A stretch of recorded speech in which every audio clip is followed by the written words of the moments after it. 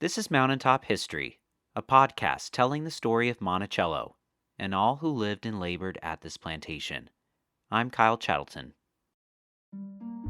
Today we bring you a fun topic, games at Monticello. Imagine, if you can, that famous view of Monticello, the one that is found on the back of the nickel. In real life, this side of the home is near a large open field called the West Lawn. During the summer of 1809, Margaret Bayard Smith traveled to Monticello, and during the trip she witnessed a race between the grandchildren on the West Lawn. She wrote, "Mr. J came out and joined us. The children ran to him and immediately proposed a race. We seated ourselves on the steps of the portico, and he, after placing the children according to their size one before the other, gave the word for starting, and away they flew. What an amusement, said I, do these little creatures afford us? Yes, replied he, it is only with them that a grave man can play the fool.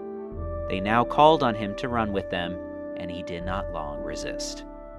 There were many ways that Jefferson and his family amused themselves with games like these.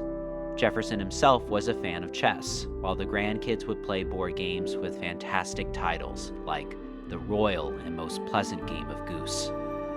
There were also word games to be played. Another family member wrote, "In the winter evenings, sitting around the fire at dusk, the children were encouraged by Grandpapa to play games suitable to the hour and to the place. He often joined them in games such as, I love my love with an A. I took her to the sign of the antelope, and I treated her to almonds." She continues by explaining the goal of this word game was to read out as many words with a specific letter as you could, or else you would have to forfeit. Outside, along Mulberry Row, enslaved individuals and families would play games too, with the little spare time that they had to themselves.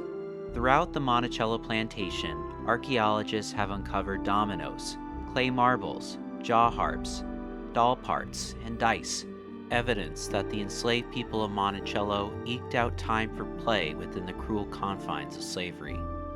And here's one more game to think about. Years after Jefferson passed away, and when the Levy family was taking care of Monticello, a visitor took a picture inside the famous dome room. In his photo, he captured a large billiard table, telling us that the Levys, too, played games here at this historic site.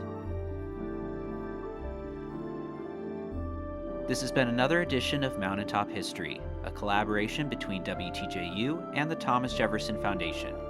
Mountaintop History is also supported by a major grant from the National Endowment for the Humanities. To learn more and to plan your next visit, go to monticello.org.